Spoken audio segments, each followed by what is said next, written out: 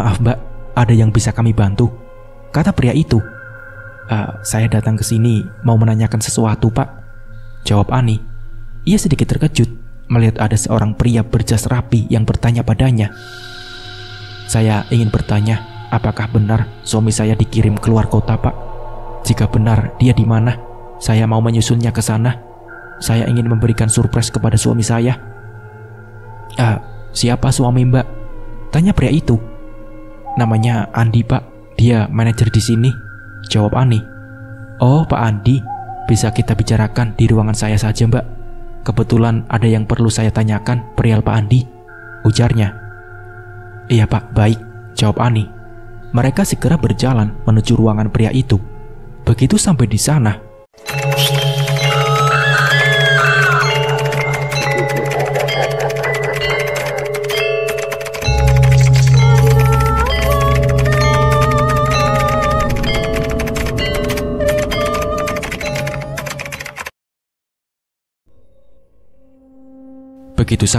segera mereka memasuki ruangan itu. Dia mempersilahkan Ani untuk duduk di kursi sambil berkata, "Perkenalkan, nama saya Brian Santoso. Saya bos di perusahaan ini. Dan perihal yang mbak tanyakan tadi, kami merasa tidak mengirim Pak Ardi keluar kota. Akhir-akhir ini kinerja Pak Andi juga menurun. Bahkan dia sering bolos kerja," ujarnya. "Apa? Lalu di mana suami saya?" tanya Ani. "Entahlah mbak, satu lagi. Sepertinya suami mbak mulai mengkhianati mbak," kata Brian. Apa? Apa maksud bapak? Dan suami saya tidak mungkin mengkhianati saya pak," ujar Ani. "Saya tidak bermaksud untuk ikut campur urusan rumah tangga mbak. Tapi seringkali Pak Andi bermesraan bersama seorang wanita di kantor," kata Brian. "Apa? Wanita? Siapa dia?" tanya Ani. "Wanita itu bernama Susan. Dia karyawan baru di kantor ini," ujarnya. "Susan? Itu tidak mungkin. Tidak mungkin sahabatku merebut suamiku," kata Ani dalam hati. Ani pun bimbang apakah yang dikatakan oleh bos suaminya itu adalah benar. Ani pun mulai berencana untuk menyelidiki dan mencari bukti terkait suaminya itu. Ani yang sedang melamun tiba-tiba mendengar suara HP berbunyi. "Halo, mbak, cepetan pulang, demam Ardi makin tinggi. Sebaiknya mbak memberitahukan kepada Kak Andi," saran Titin. Iya Tin, kakak segera pulang," jawab Ani. Bak jatuh tertimpa tangga. Ani mendengar dua berita buruk. Ani merasa bingung, sedih, dan khawatir. Begitu Ani menyelesaikan pembicaraannya dengan Titin, segera ia menghubungi Andi, suaminya. Beberapa kali panggilannya tidak dijawab, hingga pada akhirnya Andi mengangkat telepon dari istrinya. "Yang, aku mohon pulanglah, demam Ardi semakin tinggi," pinta Ani. Enggak bisa, aku lagi sibuk. Kan aku udah bilang, aku lagi kerja di luar kota. Masih saja kamu ganggu," jawab Andi dengan ketus. Ani yang mendengar jawaban dari suaminya itu merasa sedih. Apakah dia sudah tidak peduli lagi dengan Ardi? Melihat keanehan suaminya, Ani merasa apa yang dikatakan bos suaminya itu ada benarnya. Namun, ia tetap harus membuktikan perkara itu. Ani segera pulang ke rumahnya karena ia khawatir dengan anak satu-satunya itu. Beberapa lama kemudian, ia sampai di sana. Setelah sampai, segera ia masuk ke rumahnya dan melihat anaknya. Ia terkejut saat ia memeriksa suhu tubuh anaknya karena memang suhunya sangat tinggi. Ani pun segera membawa Ardi ke rumah sakit. Sepanjang perjalanannya, perasaannya campur aduk.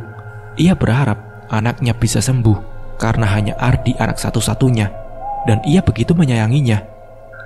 Tak lama kemudian, mereka sampai di rumah sakit. Mereka segera masuk ke sana dan memeriksa keadaan Ardi. "Bagaimana keadaan anak saya, dok?" tanya Ani dengan khawatir.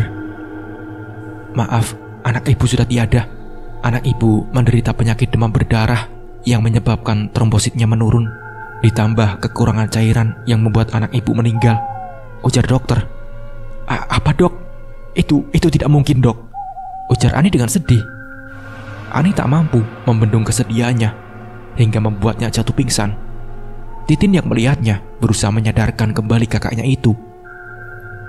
Kak, sadar kak, kakak harus kuat," kata Titin. Titin segera menelpon Andi untuk memberi kabar kematian Ardi. "Halo, ada apa Tin? Kok tumben kamu nelpon?" tanya Andi. Kak Andi, pulanglah. Ardi meninggal, Kak. Terkena demam berdarah. Kasihan Kak Andi pingsan setelah mendengar Ardi meninggal. Titin menjelaskan. Iya, oke, saya akan pulang, kata Andi. Kenapa, Andi? Dan siapa yang menelpon? Kok kamu kaget gitu? Tanya Susan. Titin telepon, dia bilang Ardi meninggal. Aku harus segera pulang, ujarnya. Apa kamu yakin? Bisa aja ini akal-akalan istri kamu, biar kamu cepat pulang, kata Susan. Enggak mungkin. Dia sampai segitunya bohong soal Ardi. Pokoknya aku mau pulang. Kalau kamu masih mau di sini, ya terserah, ujar Andi. Ya udah, kita pulang. Sekalian aku mau ikut ya melayat, ujar Susan. Setelah perjalanan yang panjang, akhirnya mereka berdua sampai di rumah Ani. Ani yang melihat suaminya pulang segera memeluknya. Yang anak kita sudah tidak ada, ujar Ani sambil menangis sedih. Mendengar itu, segera Andi melihat anaknya. Dan benar, Ardi anaknya sudah kaku membiru, tertutup kain putih. Kok bisa sampai Ardi meninggal? Kamu gimana sih? Gak becus ngerawat Ardi, ujar Andi. Sudah, jangan membuat keributan, Andi. Malu banyak orang, ujar Susan sambil memasuki rumah Ani. Susan, ngapain kamu di sini? Dan kenapa kamu bisa bersama Andi? Tanya Ani. Aku datang ke sini buat melayat, dan aku kesini bareng Mas Andi. Ngomong-ngomong, aku juga ada berita buat kamu. Sebentar lagi aku dan Mas Andi bakal nikah, ujar Susan. Apa? Menikah? Apa kamu sudah gila, Susan? Dia masih suamiku, dan kamu juga adalah sahabatku. Kenapa kamu melakukan itu semua? Ujar Ani. Kenapa aku melakukan ini? Karena aku mau merebut semua yang kamu punya, Ani. Oh ya, kamu punya dua pilihan. Kamu mau di madu atau kamu cerai dengan Mas Andi, kata Susan sambil tersenyum licik. Yang, jelasin Yang, apa yang dikatakan Susan itu benar, ujar Ani. Andi hanya terdiam mendengar pertanyaan dari istrinya itu. Dia bingung harus bagaimana. Titin yang kesal dengan tingkah Susan pun mengusirnya dari rumah. Pergi kamu, pergi, dasar pelakor. Gak tahu orang lagi berduka apa. Pergi sana, teriak Titin sambil mendorong Susan untuk keluar dari rumah. Namun tiba-tiba Andi mencegah dan mengatakan, Stop Titin, stop. Jangan ikut campur urusan orang dewasa. Lagian ini rumah aku. Aku berhak membawa siapapun ke sini, jawab Andi. Mas Andi, tolong jelaskan semuanya, Mas. Aku sudah gak kuat dengar kegaduhan ini, kata Ani. Iya benar, aku dan Susan akan segera menikah, jawab Andi. Apa? Jadi Mas selingkuh di belakangku, ujar Ani. Sudah, aku tak mau berdebat lagi. Mulai sekarang aku talak kamu, dan kamu bukan lagi istriku. Dan segera tinggalkan rumah ini, karena ini adalah rumahku, ujar Andi. Cukup Kak Andi, cukup. Kakak sudah keterlaluan. Apa kakak tidak ingat siapa yang menemani kakak dari nol? Kata Titin. Aku tidak peduli.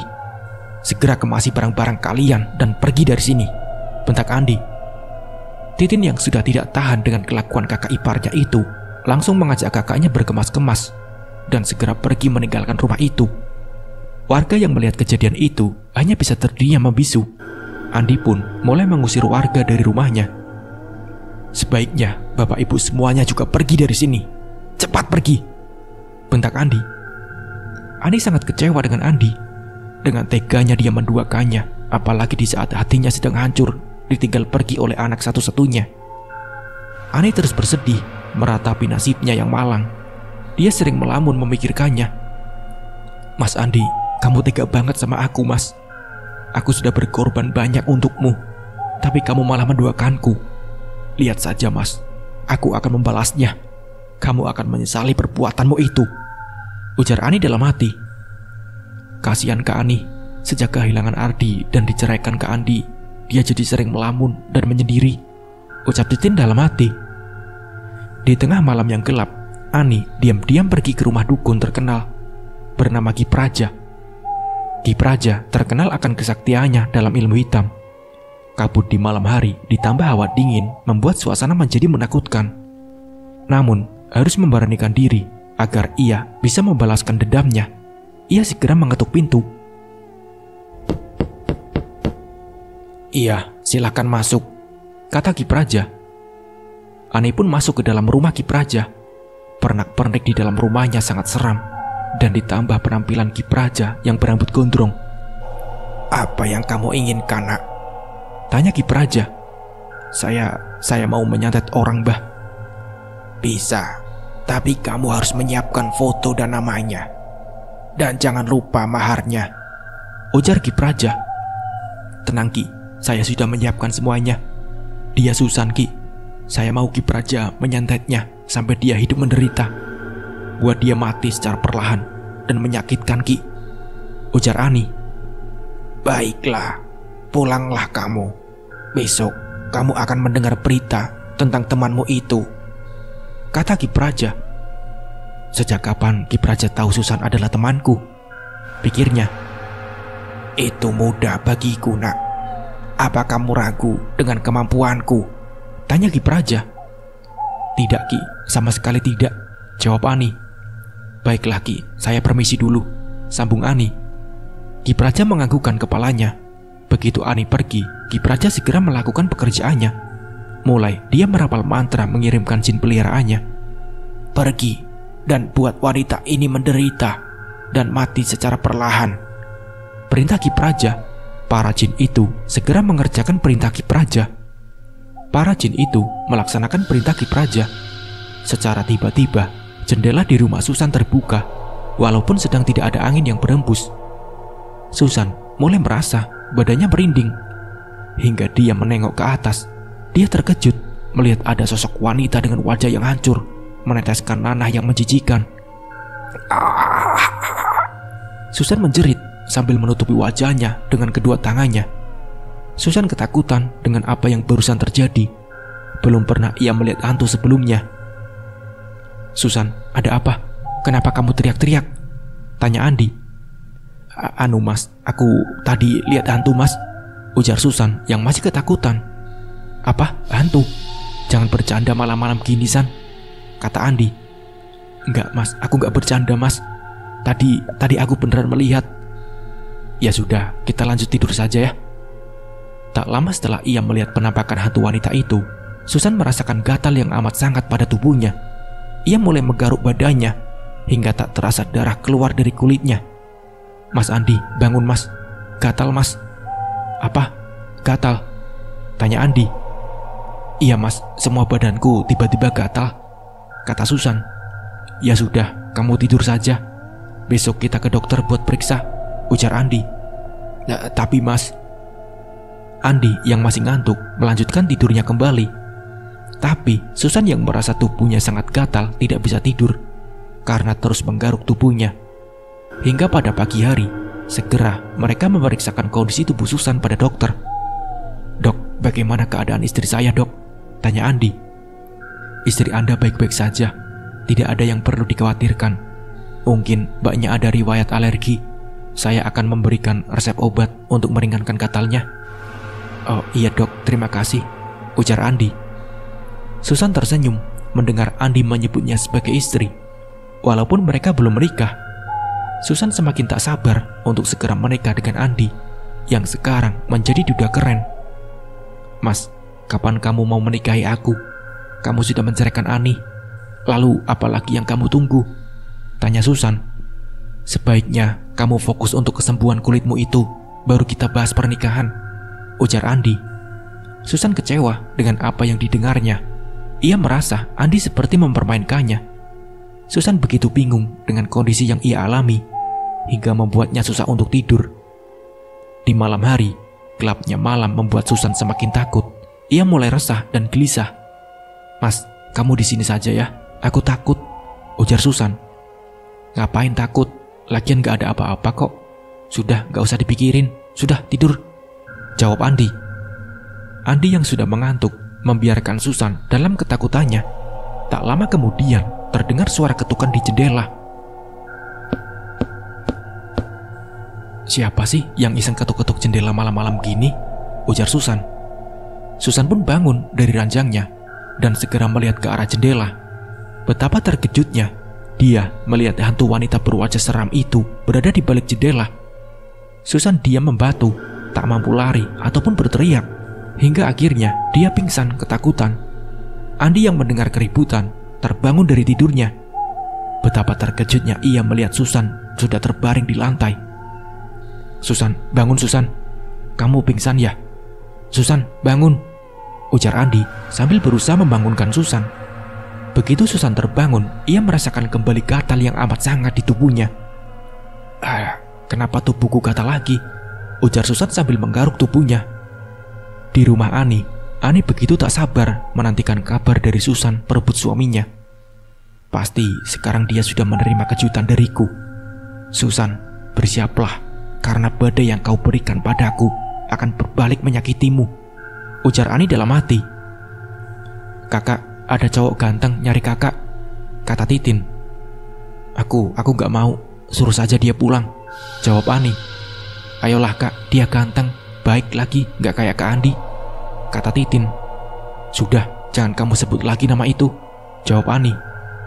"Ya udah, kalau gitu ayo temui dia. Nggak enak loh kak, udah nunggu dari tadi," ujar Titin. "Ya udah, aku kesana." Betapa terkejutnya ia melihat Brian yang tengah duduk di sofa. Ada apa gerangan? Pak Brian, mau apa dia kemari?" tanya Ani dalam hati. Brian pun tersenyum melihat Ani. Brian pun mengatakan maksud dari kedatangannya. "Mbak Ani, saya datang kemari untuk mengatakan turut berdukacita atas meninggalnya anak Mbak. Maaf, saya tidak bisa hadir saat pemakaman anak Mbak," ujar Brian. "Oh iya, nggak apa-apa Pak. Saya sangat menghargai niat Bapak. Dan terima kasih karena Bapak sudah repot-repot datang kemari. Tapi ngomong-ngomong, Bapak nggak perlu manggil saya Mbak. Panggil nama saya saja," ujar Ani sambil tersenyum. Iya, saya juga ingin menyampaikan sesuatu yang penting selain ungkapan duka cita. Ngomong-ngomong, kamu juga gak perlu manggil saya Pak," ujar Brian. "Iya, hal penting apa yang ingin Bapak sampaikan kepada saya?" tanya Ani. "Perusahaan terpaksa memecat Pak Andi karena kami tidak bisa mentolerir ketidakdisiplinan Pak Andi. Selain itu, kinerjanya menurun tajam," ujarnya. "Maaf Pak, itu bukan lagi urusan saya. Saya sudah berpisah dengan dia, jadi kami sudah tidak memiliki hubungan apapun lagi sekarang. Bapak bisa menyampaikan hal itu langsung kepadanya," ujar Ani. "Saya sudah datang ke sana, namun tidak ada orang di sana," jawab Brian. "Maaf, saya tidak tahu kalau Anda sudah berpisah dari Pak Andi," sambung Brian. Brian merasakan sesuatu yang istimewa saat bertemu dengan Ani. Sepertinya dia mulai menyukainya. Wanita yang luar biasa, manis, baik, dan lemah lembut. Namun, Brian masih sungkan untuk mengungkapkan perasaannya. "Ani, dia wanita yang istimewa. Aku merasa dia akan menjadi istri yang baik untukku. Tapi apa dia mau membuka hatinya untukku?" pikir Brian. "Dia sepertinya cocok dengan Kak Ani. Kayaknya aku harus bikin mereka jadi lebih dekat lagi," ujar Titin. "Ani, Titin, saya pamit pulang ya. Ada hal yang harus saya selesaikan di kantor," ujar Brian. "Oh iya kak, hati-hati di jalan," saut Titin. Ani sedikit bingung dengan tingkah adiknya itu. Tak biasanya dia seperti itu dengan orang yang baru dia kenal. Di rumah Susan. "Aduh, kok gatalnya tidak sembuh-sembuh ya? Kan aku jadi tidak bisa pergi keluar kalau gini," keluh Susan. Tiba-tiba Ani datang dengan wajah yang kesal. "Mas, ada apa?" tanya Susan. "Aku dipecat," jawab Andi. "Apa? Dipecat? Terus bagaimana sama pernikahan kita mas?" tanya Susan. "Nikah? Dalam kondisi kayak gini, kamu sempat-sempatnya mikirin nikah?" ujar Andi dengan kesal. "Tapi mas, sampai kapan kita kayak gini? Kamu sudah janji mau nikahin aku loh," ujar Susan. "Sudahlah, rencana pernikahan kita dibatalin saja. Lagian aku sekarang pengangguran," jawab Andi. "Batal mas, nggak bisa," kata Susan. "Pokoknya kita tidak jadi menikah." "Mas, aku ngerasa ada yang aneh," kata Susan. "Apanya yang aneh?" tanya Andi. "Ya aneh mas, tiba-tiba aku digangguin hantu. Terus badan aku jadi gatal-gatal. Dan sekarang kamu dipecat dari kantor. Apa semua ini gak aneh buat kamu? Jangan-jangan ini ulah Ani lagi," kata Susan. "Apa? Ani? Nggak mungkin Ani percaya gituan. Sudahlah, nggak usah dibahas. Sekarang aku mau fokus cari kerja. dan mungkin aku bakal jarang datang kemari, ujar Andi. Aku takut banget kalau sendirian, Mas. Gimana kalau hantu itu muncul lagi? Aku takut, ujar Susan. Sudahlah, aku tidak percaya sama yang gituan. Mana ada yang namanya hantu. Mendingan aku pulang saja. Kamu bukannya bikin aku senang, malah nambahin beban pikiran, ujar Andi dengan kesal. Ya udah, terserah Mas, jawab Susan. Tak lama setelah perbincangan mereka itu, tiba-tiba terdengar suara ketukan pintu. Susan pun segera membuka pintu rumahnya. Oh, Pak RT, ada apa Pak? Saya mewakili para warga meminta kalian untuk pergi dari desa ini, ujar Pak RT. Pergi dari desa Pak? Memangnya kami salah apa? Tanya Susan. Kalian sudah melakukan zina di sini. Kami tidak mau desa ini kena sial gara-gara kalian. Cepat kalian pergi sebelum saya habis kesabaran, ucap Pak RT. Baiklah Pak, kami akan meninggalkan desa ini, ujar Susan. Mereka segera mengemasi barang-barang mereka untuk pergi dari desa. Di rumah Ani, Kak, menurut kakak Pak Brian gimana orangnya? Tanya Titin. Dia, kenapa tiba-tiba kamu nanya soal Pak Brian? Ujar Ani. Udah, jawab aja Kak, aku penasaran saja, jawab Titin. Dia pria yang baik, sopan, lemah lembut, gak sombong, rendah hati dan juga tampan, ujar Ani sambil tersenyum. Dari senyuman kakak, kayaknya kakak suka sama Pak Brian deh, goda Titin. Enggak kok, lagian mana suka Pak Brian sama wanita kayak aku. Mana sekarang aku janda lagi, ucap Ani. Aku yakin Pak Brian suka sama kakak, cuma gak berani ngomong aja. Aku yakin dia orang yang baik, gak mandang status. Lagian emang apa salahnya kalau janda? Lagian kakak jadi janda bukan karena kesalahan kakak, tapi Kak Andi aja yang kurang ajar sama pelakor yang gak tahu diri itu, ujar Titin. Sudah, jangan bahas dia lagi. Kakak mau memulai hidup kakak yang baru, kata Ani. Titin hanya tersenyum mendengar perkataan kakaknya itu. Dia merasa memiliki kesempatan yang bagus untuk mendekatkan mereka berdua. Pokoknya, mereka harus lebih dekat lagi. Siapa tahu kan Pak Brian jadi kakak ipar aku dan jadi suami yang baik buat Kak Ani, pikir Titin. Ani sebenarnya juga menaruh hati kepada Pak Brian, namun ia merasa tak layak untuknya. Mana mungkin seorang bos perusahaan besar, kaya raya, tampan dan mapan mau sama aku, yang wanita sudah jadi janda. Belum lagi kalau dia tahu aku menyantet Susan, apa yang akan dia pikirkan? Pasti dia bakal ilfil sama aku, ujar Ani dalam hati. Ani segera pergi menuju rumah Susan. Dia tak sabar melihat kondisi perebut suaminya itu. Namun setelah tiba di sana, ia terkejut karena tidak ada orang di sana. Ia pun menanyakan kabar Susan kepada tetangga Susan. Maaf Bu, orang yang tinggal di sini kemana ya? Kok gak ada? Tanya Ani. Oh, Susan, dia sudah diusir sama Pak RT. Jadi dia tidak tinggal di sini lagi. Emang ada perlu apa Mbak sama Susan? Jawabnya. Ah, Susan diusir dari sini? Hahaha, ini baru permulaan saja Susan. Kamu akan lebih menderita dari ini, ujar Ani dalam hati. Oh iya Mbak, Mbak tahu nggak kenapa mereka diusir dari sini? Tanya tetangga. Nggak tahu, emangnya ada apa? Jawab Ani. Susan diusir karena ketahuan melakukan hubungan suami istri, padahal mereka belum memiliki ikatan. Singkat kata mereka melakukan zina. Jelasnya. Apa mereka melihat secara langsung saat mereka melakukannya? Tanya Ani. Iya Mbak, lagi pula bukan pertama kali kami melihat mereka bercumbu mesra. Mereka bahkan sering melakukannya di tempat yang sepi. Mas Andi, ternyata kamu sudah benar-benar berubah sekarang. Tak kusangka kamu yang dulu seorang pria yang sopan dan gak neko-neko, sekarang malah melakukan hal serendah ini. Sekarang sudah waktunya aku mengubur kenangan kita dalam-dalam Mas, ujar Ani dalam hati. Mendengar penjelasan dari tetangganya itu, Ani merasa senang yang luar biasa. Dalam kebahagiaannya itu, tiba-tiba dia mendapatkan telepon dari Susan. Ngapain nih orang nelpon aku? Halo Ani, kamu pasti yang melakukan ini semua kan? Tanya Susan. Apa? Maksud kamu apa? Nuduh aku kayak gitu, ujar Ani. Sudahlah, gak usah sok polos. Aku tahu semua ini gara-gara kamu kan? Kamu mau balas dendam ke aku kan? Kata Susan. Emang kalau iya kenapa? Kamu mau marah? Sekarang kamu harus belajar buat gak kerebut orang lain, "Oh ya, gimana rasanya? Ditinggal pas lagi sayang-sayangnya," ujar Ani sambil tertawa. "Sialan kamu, Ani. Lihat saja, aku bakal balas semuanya," ujar Susan sambil menyudahi percakapannya. "Coba saja, aku bakal terus buat kamu menderita sampai dendamku terbalaskan." Tiba-tiba, Brian menelpon Ani. "Halo, ada apa, Brian?" "Ani, kamu lagi ada waktu nggak?" tanya Brian. Kebetulan aku lagi nggak sibuk. Emangnya ada apa?" tanya Ani. "Kalau kamu mau, aku mau ajak kamu ketemuan di restoran. Gimana, kamu keberatan nggak?" ujar Brian. "Oh oke," jawab Ani.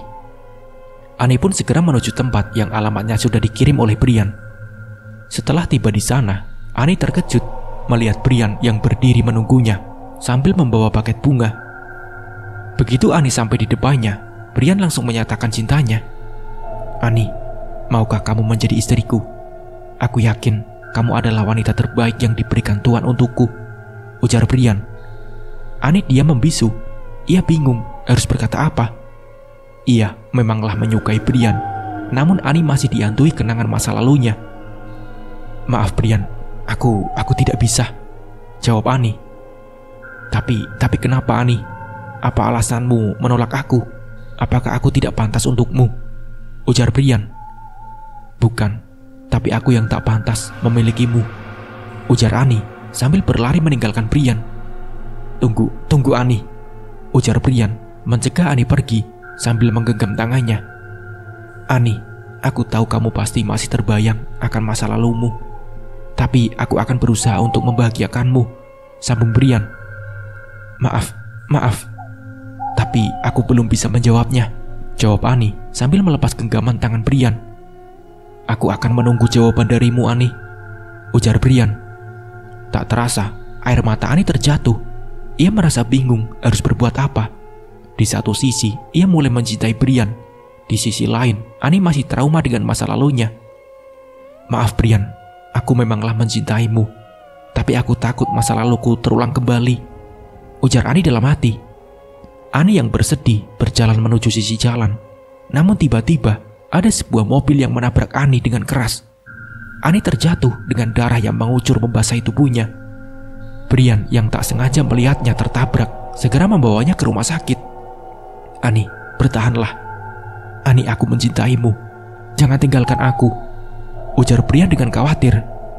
Brian membawa Ani ke rumah sakit dengan menggunakan mobilnya. Sepanjang jalan, ia mengkhawatirkan keadaan Ani. Hingga beberapa lama kemudian, akhirnya mereka sampai di rumah sakit. Segera, Ani dibawa masuk ke dalam untuk segera ditangani. "Maaf Pak, mohon tunggu di luar," ujar dokter. "Iya dok, baik," jawab Brian. "Yes, rencanaku mencelakai Ani berhasil. Selamat tinggal kawanku tercinta," ujar Susan sambil tertawa kegirangan. Tanpa Susan sadari, ada mobil truk yang sedang melaju kencang di hadapannya. Truk itu pun menabrak mobil Susan hingga membuat mobilnya terpental beberapa meter.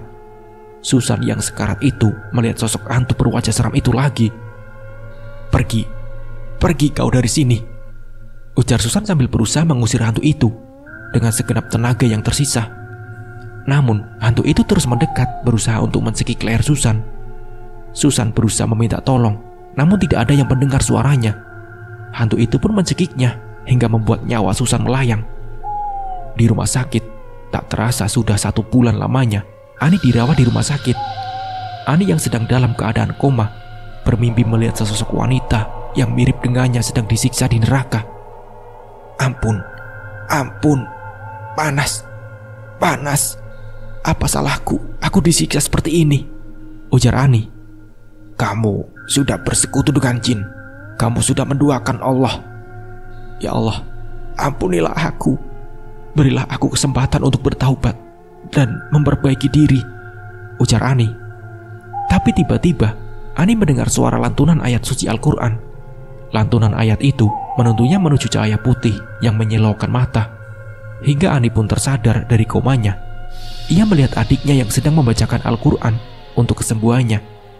Ani menangis mengingat mimpi yang dialaminya. Kak, ada apa kak? Kenapa kakak menangis? Apa ada yang sakit?" ujar Titin. "Aku bermimpi sesuatu. sesuatu yang sangat menyeramkan, ujar Ani sambil menangis. Mimpi apa itu, Kak? Tanya Titin. Aku mimpi sedang disiksa di neraka, jawab Ani. Apa? Kok bisa, Kak? Tanya Titin. Sosok itu mengatakan aku disiksa karena sudah bersekutu dengan jin dan menduakan Allah, jawab Ani. Kok bisa? Memangnya apa yang kakak lakukan? Aku yakin mimpi itu adalah sebuah pertanda, Kak. Coba jujur padaku, mungkin aku bisa membantu, Kak, ujarnya. Sebenarnya aku pernah pergi ke dukun untuk menyantet Susan.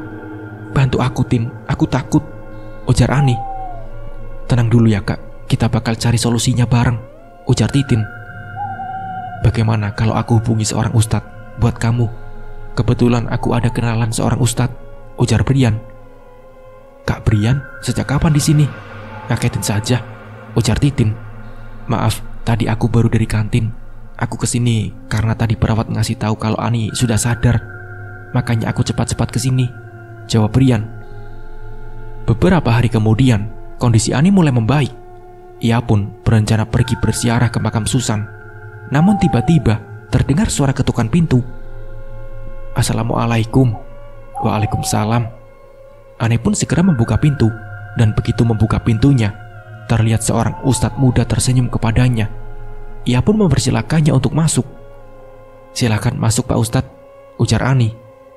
Terima kasih. Maaf, saya boleh bertanya, apa Mbak yang namanya Ani? Iya, kau Pak Ustadz tahu? Tanya Ani. Saya diminta tolong oleh Brian untuk datang kemari. Insya Allah saya akan membantu Mbak. Sebelumnya boleh saya tahu permasalahannya? Tanya Pak Ustadz. Saat saya sedang terbaring koma, saya bermimpi sedang disiksa di neraka, Pak. Sebenarnya saya pernah menyantet teman saya. Tolong bantu saya ingin bertobat. Astagfirullahaladzim. Sebaiknya saya meruqyah Mbak, agar Mbak bisa terbebas dari perjanjian dengan jin. Baiklah Pak Ustadz, jawabnya. Ustadz itu pun segera meruqyah Ani dengan membacakan ayat-ayat suci Al-Quran. Setelah beberapa ayat dibacakan, Ani mulai merasakan tubuhnya panas, seperti terbakar. Jin yang ada dalam tubuhnya memberontak menolak untuk keluar dari tubuh Ani. Hentikan, hentikan. Kalian tidak bisa mengeluarkanku dari tubuh wanita ini. Dengan izin Allah, keluarlah engkau wahai jin, ucap Pak Ustadz. Setelah sekian lama proses ruqyah, Ani pun memuntahkan cairan, tanda jin sudah keluar dari tubuhnya. Mbak, proses ruqyah ini selesai. Namun saya sarankan agar Mbak lebih mendekatkan diri kepada Allah. Maafkan orang yang menyakiti Mbak, dan minta maaflah jika Mbak melakukan sebuah kesalahan. Serta hilangkan dendam yang ada di hati, agar hati menjadi bersih dan hidup Mbak menjadi tentram. Jangan banyak mendekati yang namanya musyrik ataupun pergi ke dukun, karena konsekuensinya sangat berat. Dan satu lagi, segeralah melakukan sholat taubat, Mbak, ucap Pak Ustadz. Insya Allah Pak Ustadz, saya akan lakukan, ujar Ani. Setelah melakukan sholat taubat, Ani merasa hatinya lebih lapang dan damai. Ani pun menelpon Brian untuk berterima kasih atas bantuannya. Brian, terima kasih atas bantuanmu. Sekarang aku bisa hidup lebih tenang. Bagaimana kalau besok pagi kita pergi ke makam Susan untuk menziarahinya, ucap Ani. Iya, baiklah, balas Brian. Esok paginya mereka berangkat bersama. Susan, ini aku, Ani sahabatmu. Aku datang ke sini untuk meminta maaf kepadamu karena aku sudah menaruh dendam padamu dan menyantetmu. Dan aku juga sudah memaafkan kesalahanmu. Semoga Allah mengampuni segala dosa-dosamu, ujar Ani. Susan, aku Brian. Aku juga mau minta maaf karena sudah menduakanmu dahulu. Semoga kamu tenang di alam sana, ucap Brian. Mereka pun membacakan surat Al-Fatihah dan doa untuk Susan. Setelah selesai, mereka pun meninggalkan makamnya. Tapi tak lupa, ia menaburkan bunga dan menyiraminya dengan air.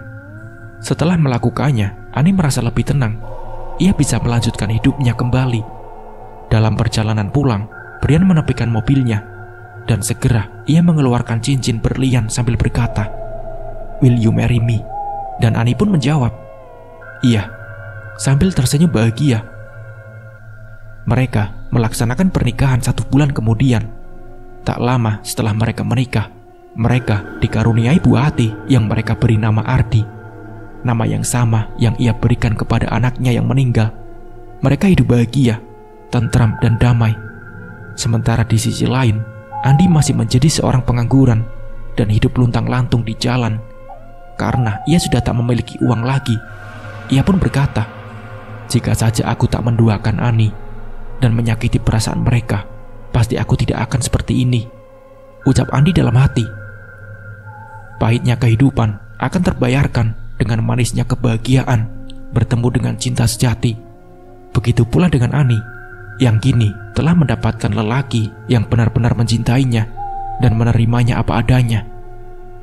Nah, seperti itulah kisahnya. Semoga dengan kisah ini kita bisa mengambil hikmah dan pembelajarannya. Mungkin cukup sekian dari saya. Wassalamualaikum warahmatullahi wabarakatuh.